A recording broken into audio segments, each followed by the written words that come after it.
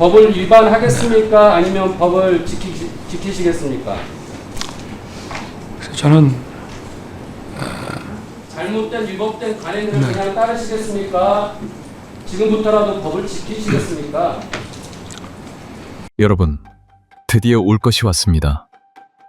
2019년 검찰총장 인사청문회. 그 숱한 거짓말과 위선 속에서 대한민국을 집어삼킨 이름이 공식적인 자리에 처음으로 그 그림자를 드러낸 순간입니다. 바로 윤석열의 아내 김건희와 장모 최연순입니다. 당시 윤석열 후보자의 본인 재산은 고작 2천만 원 남짓이었습니다. 나머지 60억 원에 달하는 막대한 재산은 전부 아내 김건희 여사의 명의였죠. 상식적으로 이 엄청난 부를 어떻게 축적했는지, 그 재산 형성 과정에 불법이나 편법은 없었는지 검증하는 것은 고위 공직자 청문회의 아주 기본 중의 기본입니다. 그런데 윤석열 후보자는 어떻게 대응했을까요? 당당하게 칼을 휘두르던 그 적폐청산의 영웅은 정작 아내와 장모의 재산 의혹 앞에서는 입을 꾹 닫고 버티기에 들어갔습니다. 청문회장에서 한 의원이 답답함을 토로합니다. 오전에 재산 형성 관련해서 자료 요청을 했는데 왜 지금까지 계속 안 주고 있냐? 자료를 제출하면 의구심들을 해소할 수 있는데 왜 안 주는 거냐고. 몇 차례나 자료 제출을 요구했지만 윤석열 후보자는 끝까지 제출을 거부하며 뭉겼습니다. 정말 떳떳했다면, 아무런 불법이 없었다면 왜 자료를 내지 못했을까요? 그 재산 형성의 뿌리를 파고들면 도이치모터스 주가 조작 의혹, 쿠바나 컨텐츠 협찬금 의혹, 그리고 장모 최연순 씨의 온갖 부동산 투기 의혹들이 고구마 줄기처럼 엮여나올 수밖에 없었기 때문입니다. 국민 앞에서는 공정과 상식을 부르짖으면서 뒤로는 60억 재산의 출처를 가리기 위해 국회의 정당한 자료 요구조차 대놓고 무시했던 겁니다. 이것이 바로 우리가 찰석같이 믿었던 윤석열식 가짜 정의의 민낯이었습니다. 가족의 재산 의혹은 철저히 덮어버린 윤석열 후보자. 그렇다면 그가 평소 입버릇처럼 말하던 엄정한 수사는 대체 누구를 향해 있었을까요? 당시 청문회위원은 윤 후보자의 뼈를 때리는 일침을 가합니다. 유독 검찰과 관련된 부분에 대해서는 작아지시는 것 같습니다. 전직 법무부 장관이나 전직 검찰총장이나 이런 부분들에 대해서는 굉장히 온정적이고 우호적인 자세를 갖고 있습니다. 타인에게는 먼지떨이 시식 수사로 수갑을 채우고 피눈물을 흘리게 만들면서 정작 전직 검찰 수뇌부나 제 식구들에게는 한없이 따뜻하고 온정적인 태도를 취했다는 겁니다. 이 소름돋는 이중성, 어딘가 익숙하지 않으신가요? 아내 김건희 여사의 디올백 수수나 주가 조작 의혹에 대해서는 박절하지 못해서 터무니없는 공세라며 온몸으로 방어하면서 정치적 반대파나 밉보인 사람들에게는 없는 죄도 만들어 탈탈 터는 작금의 행태가 이미 2019년 청문회장부터 완성되어 있었던 것입니다. 숨겨진 진실을 세상에 알리는 데는 여러분의 힘이 절대적으로 필요합니다. 본격적인 이야기 시작하기 전에 좋아요와 구독 한 번씩 꼭 눌러주시고요. 이 거대한 기만극이 널리 퍼질 수 있도록 많은 공유 부탁드립니다. 자신과 가족을 향한 잣대 앞에서는 한없이 비겁해지며 철저한 방탄을 쳤던 그날의 기막힌 현장, 지금 확인해 보겠습니다. 오전에 제가 후보자님의 그 재산 형성 관련해서 자료 요청을 했어요. 근데 계속 지금 안 주고 계시는데, 저는 그냥 자료 내면 충분히 그런 의구심들을 해소할 수 있기 때문에 굳이 미리 이런 거를 뭐 의혹이라고 제기하고 막 이럴 필요는 없다라고 생각해서 지금까지 그런 얘기를 말씀을 안 드리고 있습니다. 근데 지금 몇 차례 지금 제가 말씀을 드렸는데 아직까지 전혀 자료 제출의 의지를 안 보여주시는데, 본인이 재산 신고를 하셨잖아요, 매년. 그렇습니다. 예, 고위공직자가 되고. 네. 다만 이제 그게 공개가 안 돼서 저희가 그거를 못 보니까 이제 보여달라고 하는 건데 왜 제출을 안 하시죠? 그래서 우리 준비팀하고 이제 얘기를 해봤는데요. 예. 저희도 재산 신고를 충실하게 하고 또 거기 문제가 있으면은 거기에 따라서 또 제재도 받고 이렇게 하기 때문에, 그러나 이게 그 공개되지 않은 재산 신고가 국회에 제출돼서 공개된 전례가 없다는 얘기를 들었습니다. 그래서 전혀 제가 지금까지 인사청문회 하면서 네, 그런 논리로 과거에 안 냈기 때문에 안 내도 된다라는 그런 얘기를 하시는 분들이 대부분 맞지 않는 말씀을 하시더라고요. 네, 그리고 심지어 제가 인사청문회 우리 뭐 뿐만 아니라 국정감사를 하다 보면은 이 자료 제출을 안 하시는데 아시겠지만은 자료 제출을 하지 않을 수 있는 예외적인 사유가 법에 기재되어 있는 건 알고 계시죠? 국감도 받아보고 하셨으니까. 네. 예, 어떤 경우입니까? 후보님이 자료 제출을 네. 거부하실 수 있는 이유는 군사, 외교, 대북 관계 등 국가 기밀에 관한 사항하고요. 그다음에 자료 제출했는데 그게 본인이나 친족의 소추, 기소될 우려가 있는 경우. 그다음에 변호사로서 1년 일하면서 업무상 입각관계로 알게 된 타인의 비밀. 이런 거는 법적으로 안 내도 됩니다. 그 외에는 내게 돼 있습니다. 이거 안 내면은요 법 위반입니다. 어떻게 생각하세요? 후보님이 지금 법 위반을 스스로 그냥 계속 하시겠다고 결정하시겠습니까? 아니면 지금이라도 갖다 주시겠습니까? 글쎄 이게 저희들이 법적으로 내야 될 자료는 지금 다 냈고 법적으로 다 낼 자료가 안 냈으니까 제가 드리는 말씀입니다. 제가 법으로 안 내도 될 자료를 달라고 계속 이렇게 저의 소중한 질의 시간을 사용하겠습니까? 법을 위반하겠습니까? 아니면 법을 지키시겠습니까? 그래서 저는 잘못된 위법된 관행을 그냥 따르시겠습니까? 지금부터라도 법을 지키시겠습니까? 좀 검토해서 내야 될 거라면 제가 늦더라도 지금 내겠습니다. 시간이 벌써 9시가 다 돼갑니다. 위법된 잘못된 관행을 계속 따르시겠습니까? 지금부터라도 후보님은 법을 지키시겠습니까? 아니 제가 우리 실무팀의 검토를 보고를 받아 보니 아니라 후보자님의 결정을 하시면 돼요. 지금 실무팀이 후보자님을 제가 보기에는 네. 잘못 네. 예, 말씀드리고 있는데 계속 그걸 따르겠다라고 그러시는 거예요? 이게 국가 기밀 사항이고 가족과 뭐 친지의 소추 사항이고 변호사하다가 얻은 기밀입니까? 아니지 않습니까? 글쎄, 저희가 하여튼 인청법에 따른 자료는 다 냈다고 생각을 하고요. 이게 지금 뭐 그 재산 신고서는 이제 또 제 가족의 내용들도 있기 때문에 제가 혼자 이렇게 결정할 건 아니라고 저는 생각을 합니다. 네. 저는 계속 말씀드렸는데요. 괜한 의혹과 그런 의심을 사서 논란이 되는 거는 후보님에게도 좋지 않아요. 제가 이거 뭐 보도자료도 낼 수 있고 얼마든지 할 수 있는데 안 하는 겁니다. 자료만 주시면 되는 건데 왜 그걸 안 주시고 의혹을 사게나 더 키우냐고요. 예. 오늘 청문회 끝나기 전까지 결정해서 말씀해 주시고 다음 12시라도 주십시오. 예. 이번 청문회 준비를 하면서 배우자와 장모에 대한 자료 제출 요구가 많았죠. 네, 그런 걸로 알고 있습니다. 예. 한 건도 제출 안 됐죠. 제 처에 대해서 아까 뭐 납세 자료를 말씀하셨는데 그러니까 네. 지금 한 건도 5년치, 제출 안 됐죠. 전부 다는 내지는 않았습니다만 일부는 저희가 낸 거로 알고 있습니다. 제 장모 거는 뭐 제가 동의를 받지 못해 낼 수가 없었고. 제가 네. 왜 이 말씀을 드리냐면 우리가 자료 제출 요구를 한 이유는 알고 계십니까? 배우자와 장모에 대해서 언론에도 몇 가지 의혹들이 제기된 바 알고 있죠. 네. 왜 이런 자료를 배우자와 장모님의 자료 제출 요구를 단순한 상황 같으면 안 합니다. 우리도. 그죠? 그렇지만 그 의혹들 저간에는 후보자의 지위가 개입되었거나 지위가 이용되었다라는 게 주요 쟁점입니다. 그래서 저희들이 자료 요구를 했고요. 자료는 아니나 다를까 안 왔고요. 그래서 오늘 이 부분에 대해서 명확하게 저희들이 질의를 할 수가 없는 상황. 기초자료 저희들이 요구한 자료만 왔으면 많은 질의들이 있었을 겁니다. 너무 아쉽습니다.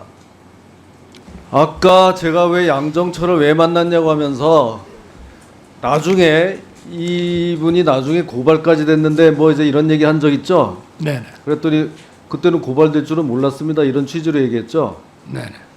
그거를 고발되기 전에 미리 예상해서 만나지 말란 뜻이 아니고요. 네. 미안하지만 이 양정철 씨는 그때도 수사를 받을 수 있었다 이런 얘기예요. 뭐냐면 이 사건 아마 들어봤을 겁니다. 작년을 그렇게 떠들썩하게 했던 드루킹 특검 이 송인배 비서관을 조사하다 보니까 거기에 이상한 자금의 흐름이 나온 거예요. 네. 그러니까 특검은 시간도 없고 하니까 이거를 중앙지검에다가 인계를 했어요. 네.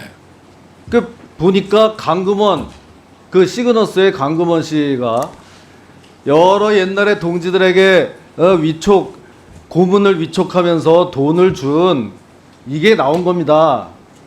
여기까지 알고 있습니까? 글쎄 제가 이제 이거를 예. 중앙지검으로 이제 이첩을 받아가지고 특검 예. 사건은 일단 전부 수사가 이제 종결 안 된 거는 중앙지검으로 오는데 이거를 이제 대검 지시에 따라 가지고 예. 이 부분은 이제 동부지검으로 보내다 보니까 제가 알고 이 부분은 있어요. 좀 그래서 파악을 이제 못했던 것 동부가 같습니다. 수사를 했는데 네네. 거기서 강금원 씨로부터 송인배한테만 돈이 간 게 아니고 다른 옛날 동지들도 몇 명이 더 나온 거예요. 네. 예? 그 중에 양정철 씨도 있어요. 네. 그러니까 작년 말 금년 초에 한참 그 뜨겁게 이 송인배 사건 수사할 때 양정철 입장에서는 이 소문을 들었다면 그 소문 네. 강금원 씨가 송인배한테 고문료 이거 줬다는 게 했으면 나도 받았는데 이게 좀 불안에 떨 때라 이런 얘기입니다. 예? 그런데 검찰이 제대로 소환 조사했다는 얘기를 들어본 적도 없고요. 예? 그럴 때쯤에 지금 후보자가 이 양정철을 만난 거예요. 우리가 그런 복잡한 돈의 흐름을 어떻게 알았느냐? 알 재간도 없어요. 송인배 판결문에서 그것도 나온 거예요. 예? 이런 상황이면은 제가 물었던 그 질문의 취지는 네. 양정철이 후보자를 만나서 중앙검사장 만나서 혹시 뭐 그 사건 뭐 나도 부르는 겁니까? 이런 식으로 하지 않았냐 이런 얘기입니다. 그런 일은 없었고요. 예. 예. 또 뭐 자리 자체가 그런 건 아니었다는 말씀을 드리고 싶습니다. 그래서 뭐 없었다고 그렇게 얘기는 하는데 모르겠어요. 검찰이 뭐 쉬쉬하다 보니까 송인배만 처벌하고 다른 사람에 대해서는 처벌했다는 근거가 없어요. 그러다 보니까 나중에 우리 당이 양정철을 고발하기까지 이르렀다. 네. 이런 사람을 만난 게 적절하냐 이런 취지에서 얘기를 했던 겁니다. 그리고 참 이 후보자한테 질문하는 이 시간도 참 하루 종일 걸려서 이거 한번 기회가 왔는데 우리 묵은 숙제 한번 해야 되겠죠? 태블릿 PC 네. 어때 공부 좀 많이 했습니까? 그래서 뭐 워낙 우리 이 부분에 대해서는 의원님이 잘 알고 계셔서 제가 뭐 그만큼 잘 모릅니다. 네. 뭐 그렇게 해서 대충 넘어가려고 그러지 마시고요. 네. 우리 2년 전 국감에서 한번 해봤었죠? 그 문제의 태블릿 PC 말이에요. 네네. 지금 그거 봉인해가지고 있습니까? 그렇게 알고 있습니다. 언제 봉인을 했을까요? 그거는 제가 잘 모르겠습니다. 무슨 봉인을 했겠습니까? 어디 있어요 그 태블릿 PC가? 그래서 지금 대검 그 과학수사부에 보관되고 있지 않나 생각이 되는데요. 태블릿 PC를 봉인을 했다면 네. 거기에 왜 자꾸 문서가 검찰이 입수한 뒤에도 문서가 왜 자꾸 생겨납니까? 대답해 보세요. 그래서 제가 이제 봉인이란 게 뭐예요? 뭐가 하나 딱 나타나면 이런 게 입수가 되면 이거는 그대로 딱 묶어서 그대로 봉인을 하고 이거를 전부 사본해서 이미징이라고 한다면서요. 네. 사본해가지고 그걸 가지고 분석하는 거 아니에요. 근데 이거를 포렌식을 했더니 왜 여기 문서가 자꾸 생겨나고 있어요? 어떻게 설명할 겁니까? 그때 이제 의원님께서 그걸 물어보셨는데 제가 그 부분을 잘 몰라서 이제 답변을 못 해드리고. 지금 답변해 네, 보세요. 우리 차장이 아마 대신. 지금 답변해 네. 보시라고요. 그러니까 그게 이렇게 그 열면은 생성되는 그런 문서라고 제가 들었습니다. 자, 그렇게 했는데 네. 이걸 지금 봉인했다고 답변했죠. 그런 거로 알고 있다고 말씀을 드렸습니다. 봉인하면은 이거를 여는 게 아니에요. 네. 분석은 이거를 다운받은 이미징한 그거를 열어서 분석을 하는 거예요. 네. 근데 여기에 왜 자동 생성이 되냐? 그거를 물어본 겁니다. 그럼 봉인을 안 한 거거나 뭘 거짓말을 하신 거거나 그런 거죠. 그 부분 한번 제가 좀 파악을 해보겠습니다. 아직도 2년이나 지났는데 아직도 공부가 안 됐어요? 죄송합니다. 자, 이렇게 이거를 가지고 자꾸 만지니까 어떤 일이 생기냐 하면 패턴이란 거, 잠금 장치. 그래, 최서원 씨가 쓰던 거다. JTBC에서 갖다 주니까 검찰 직원이 이걸 잠금 장치가 돼 있습니까? 하니까 돼 있다 그래. 자, 뒤에 좀 저리 좀 가보세요. 지금 인사청문회예요, 이거는. 자, 그러니까 이거를 열어보라고 하니까 어떻게 열었어요? JTBC 기자가 패턴을. 응? 글쎄, 그 당시 제가 그 일기 국정농단 수사팀에는 없었기 때문에 기억이 안 나요? 네, 그건 잘 제가 모르겠습니다. 가르쳐 드릴까요? 네. JTBC 김필중 기자가 이걸 가져와서 한번 쫙 L자로 이렇게 해보니까 탁 열리던데요? 이렇게 답변을 했어요. 좀 이상하지 않습니까? 예? 일자로요? L자, L. 아, L자. 예. 네. 한 번만에 딱 열리더라. 네. 이상하지 않냐고요. 글쎄 뭐 그 특검에서 저희가 또 다른 이제 최순실 씨의 그 자, 뭘 이게요. 발견했는데 그 같은 L자로 계속 돼 있다는 얘기를 그때 들었거든요. 특검 때. 네. 이게 네. L자로 한 번만에 이게 패턴이 열릴 확률은 39만 분의 1입니다. 네. 거기에 대한 논문까지 있어요. 내가 다음 보충 질의 안 할 테니까 한 3. 일단 1분 서시고. 이게 서시고 또 제가 자, 한 번만에 이게 열릴 확률 39만 분의 1. 그거를 검찰이 그냥 받아가지고 그러셨어요? 이렇게 지금 수사를 한 모양인데, 자, 문제는 여기에 그치지가 않습니다. 다음, 그 앞에 그거 한번 보세요. 국과수에서 포렌식을 해보니까 이 태블릿의 그 패턴이 수정된 일시가 2016년 10월 24일로 나오는 거예요. 그 전부터 패턴이 된 게 아니고, 제 말이 아니고 국과수에서 한 얘기가 10월 24일이 무슨 날이냐? 검찰이 JTBC로부터 이미 제출받은 바로 그날이에요. 그날 패턴이 설정된 거로 나온다고요. 이건 어떻게 설명하겠습니까? 제가 이 디지털 분야를 잘 몰라가지고 죄송합니다. 시간 좀 더 주고요. 네. 네, 그럴 줄 알았어요. 네. 이러면 이거는 완전히 그냥 그렇게 넘어갈 확률은 39만 분의 1. 이걸 이상하다고 지적하는 제가 맞을 확률은 38만 9,999분의 1입니다. 그 전에 내가 보기에 이 태블릿이 여러 사람이 쓰던 공용폰이었는데 이거를 최서원이 쓰던 거라고 하려다 보니까 누군가가 그때 패턴을 설정해 넣은 거예요. 국과수에서 나와요. 10월 24일에 이게 설정이 됐다고. 이런 걸 가지고 지금 이 난리를 치고 있는 겁니다. 예?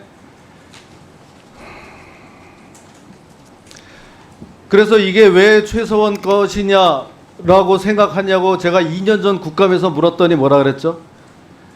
정호성이 그렇게 시인을 했습니다. 이렇게 답변을 했었죠. 그런 기억이 납니다. 기억이 나죠? 네네. 지금도 그게 맞다고 생각합니까? 그때 제가 그 일기 수사팀한테 이제 국정감사 그렇게 준비를 보고를 하면서 보고를 받았습니까? 받기에 그 태블릿 PC에 들어있는 문건들을 정호성 씨가 자기가 보낸 게 맞다. 뭐 이렇게 그거는 얘기를 자기가 해서 보낸 게 맞다는 얘기지. 네. 그게 최서원이 썼다고 얘기한 게 아니에요. 그러니까 자기가 최소원 씨한테 보낸 게 맞다라고 해서 글쎄 그건 자기가 얘기한 거지 최서원 네. 씨가 그 태블릿을 썼다고 말한 게 아니라고요. 제가 나중에 조사를 해보니까 네.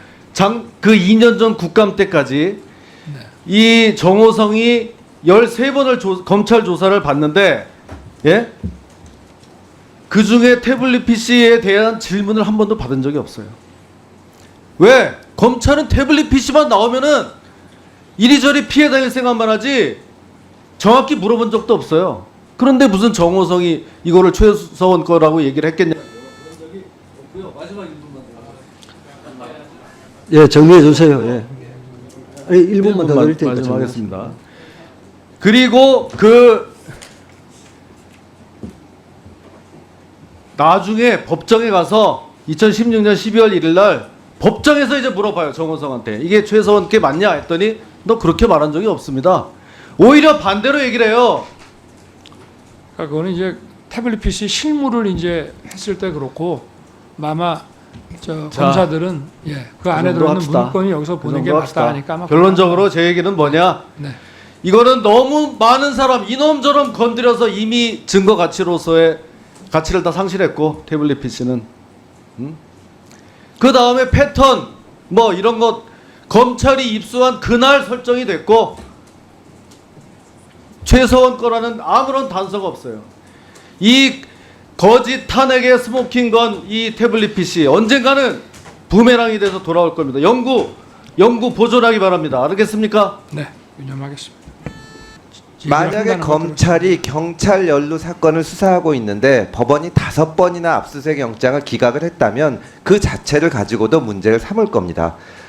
후보자도 여러 가지 생각이 있으시겠지만 또 이 자리에서 하실 수 있는 말씀과 하실 수 없는 말씀이 있겠지만 저도 검사 생활을 10년 넘게 하고 또 전직 검찰총장이 직권남용죄로 수사받는 수사팀에 끼어서 수사를 하다 보니 검찰에서 내부를 수사하는 것이 얼마나 힘든지 저도 잘 알고 있습니다. 만약에 총장이 되시면 청문회를 마치고 총장이 되시면 정말 말로만 그런 것이 아니라 검찰 내부의 비리, 검사가 연루된 문제에 있어서는 더더욱 정말 철저하고 가능한 한 외부 기관에 맡겨서 그런 문제를 해결해 주시길 바랍니다. 유념하겠습니다. 예. 그 수사권 조정에 관련해서 오전에 제가 질문을 좀 드렸었는데요. 전에 그 검찰 간부들과 한번 얘기를 나눈 적이 있습니다. 그때 검찰 간부들이 저한테 하시는 말씀이 수사 지휘라고 해가지고 지금까지처럼 뭐 상하 관계, 수직 관계로 하자는 것이 아니다. 협력 관계라도 좋고 다 좋지만 검찰이 경찰의 수사가 적법 절차에 맞는지 보는 것은 검찰의 존재 이유가 아니냐. 제가 불었어서 죄송한데 레종 대뜰다 이런 얘기까지 하면서 수사 지휘를 없애서는 안 된다고 말씀을 하셨습니다. 그래서 제가 보기에는 전적으로 동의를 한다. 그런데 문무일 총장께서도 수사를 개시하는 기관과 종결하는 기관은 달라야 된다 이런 말씀을 하셨거든요. 그게 결국 어떤 형태를 되든지 협력관계가 되든 무슨 형태가 되든지 수사를 직접 다루는 기관에 대해서는 그것을 견제하고 이렇게 적법 절차를 지키게 감독하는 기관이 있어야 된다는 뜻인데 다만 그 말이 의미를 갖기 위해서는 검찰도 경찰처럼 수사를 할 때는 어떤 견제를 받아야 된다는 겁니다. 근데 검찰을 견제하는 기관이 없기 때문에 검찰은 극히 예외적인 경우를 제외하고는 직접 수사를 안 해야 된다. 그러면서 제가 검찰 간부들한테 드렸던 말씀이 서울, 부산, 광주에 특수부 1개씩만 남기고 다 없애라. 그러면 내가 앞장서서 수사지권을 지켜주겠다. 그랬더니 특수통검사 그리고 중앙지검이 말을 안 듣는다는 얘기까지 하는데 어떻게 생각하십니까? 이제 후보자께서 총장이 되시면 일선 검사장을 떠나서 이제 조직의 지휘자가 되시는 건데 정말 검찰 본연의 업무에 집중하기 위해서 우리나라의 특수부를 한 3개 정도만 남기고 다 없애겠다는 의견을 개진할 생각은 없으십니까?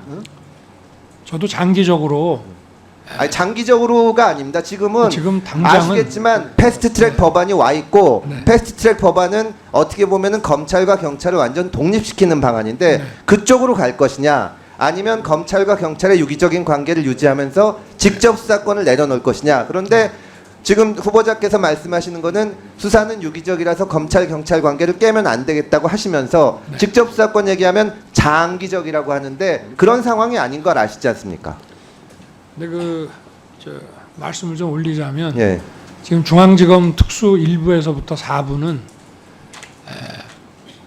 이제 이미 해놓은 사건에 지금 이제 조금 마무리할 사건들이 조금 있습니다만은 대부분이 지금 벌써 오랜 한참 전부터 지금 공소 유지를 주로 하고 있습니다. 그럼 1년 후에 없애는 건 어떨까요?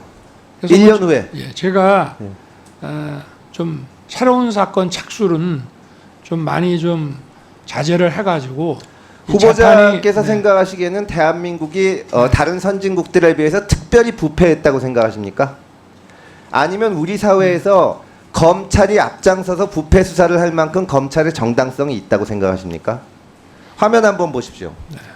저게 지금 중앙지검 조직도입니다. 특수 1, 2, 3, 4부, 공정거래조사부, 조세범죄조사부, 방위사업수사부, 강력부. 이것이 사실 다른 나라에는 다 없는 인지수사고 일본 전체에 3개가 있는 부서인데 중앙지검에만 저렇게 있거든요. 넘겨주세요. 예전에는 중앙지검만 있다가 남부지검 넘쳐가지고 남부지검에 가 있습니다. 증권범죄합동수사반, 금융조사 1부, 금융조사 2부, 기업금융범죄 전담부. 저는 우리나라가 얼마나 부패했으면 지금 검찰에서 이걸 못 없애겠다고 하는지, 그리고 도대체 우리나라만큼 검찰개혁이 문제가 되는 나라가 없는 건 잘 아실 겁니다. 미국 대선에서, 영국 총선에서, 일본 총선에서 후보들이 나와서 검찰개혁하겠다고 안 합니다. 그런 나라들은 검찰의 중립성이나 객관적이 문제가 안 됩니다. 그런데 유독 대선 때마다 주요 후보들이 전부 제1공약, 제2공약으로 검찰개혁을 내미는 우리나라에서만 검찰은 이렇게 많은 특별수사부서를 만들어서 하지 않으면 우리나라가 망한다, 이런 식으로 얘기를 하는데 저는 납득이 되지 않습니다. 총장님, 한 1년 후까지 지금 하는 사건을 정리를 하고 1년 후에는 특수부를 정말 꼭 필요한 한 나라 전체의 3가지 정도만 남기고 수사지휘와 공소라는 검찰 본연의 임무에 집중하겠다, 이런 말씀을 하실 생각은 없으십니까?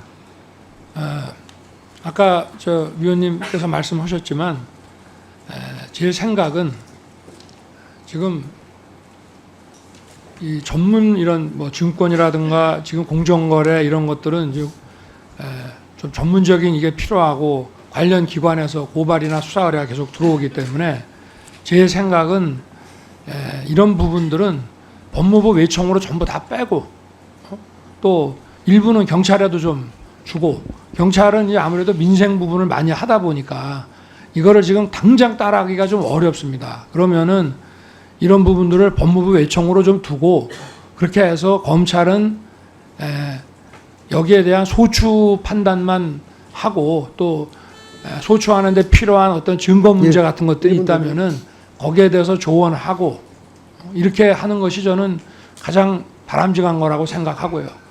아까도 말씀드렸지만 미국의 그 형사사법제도가 그 어떤 경제 발전에 저해되는 그런 범죄에 대한 법집행 대응력이 세계에서 가장 강하다고 저는 보고 있는데, 미국도 보면은 법무부에 약 한 20-30여 개의 그 디비전에서 그 대배심 수사도 진행하고 뭐 이렇게 합니다만은. 네, 총장님, 네. 후보님 제가 드릴 네. 말씀에서 잠깐 끊겠습니다. 시간이 없어가지고 미국도 지금 경찰이 하고 있고요. 네. 검찰이 하여튼 뭐 말씀하신 대로 그런 방안으로 가더라도 시간이 걸릴 네. 텐데 네. 하여튼 직접 수사에 대해서는 다 내려놔야 되고요. 네. 특히 검사에 대한 수사. 저는 지금도 기억나는 게 옛날에 김광준 부장 사건 때 네. 김수창 당시 특임 검사가 검찰은 의사고 경찰은 간호사인데 어떻게 간호사가 의사 수술하냐, 이런 식의 말씀을 하신 걸 기억하고 있습니다. 아, 제가요? 아니, 네네. 이 경찰처럼 지휘나 견제를 받지 않는 이상 네. 직접 수사는 내려놔야 되고 장기간이란 생각하지 말고 네. 좀 우리가 이제 검찰이 정말 변해간다는 것을 느낄 수 있을 정도로 개혁한다는 것을 느낄 수 있을 정도로 좀 서둘러 주시기를 부탁드립니다. 유념하겠습니다. 예. 최순실 박근혜 게이트 또는 탄핵이 예방됐을 거라고 저는 생각합니다. 검찰이 이때 제대로 손을 못 대는 바람에 더 많이 썩었다고 저는 생각하는데, 이 점에 대해서도 저는 조금 더 의지를 가지시면 좋겠습니다. 그 누구에 대해서도 두려움 없이 수사하시는 분이 이렇게 들으시면 섭섭할지 모르겠습니다만 유독 검찰과 관련된 부분에 대해서는 작아지시는 것 같습니다. 전직 법무부 장관이나 전직 검찰총장이나 이런 분들에 대해서는 굉장히 온정적이고 우호적인 자세를 갖고 있습니다. 그러시지 않았으면 좋겠습니다. 검찰이 바로 서는 길은 자기 식구에 대해서 단호한 모습을 보일 때, 저는 외압에 대해서 단호한 모습을 보일 거라 저는 믿습니다. 저는 그것이 이 윤석열 검사의 자존심이고 지금까지 살아온 길이라고 생각합니다. 그런데 자기 식구에 대해서도 좀 다뤄야 된다고 생각합니다. 그건 검찰총장으로서는 피할 수 없는 몫이고 또 검찰의 신뢰를 받아야 될 지금 이 시대의 총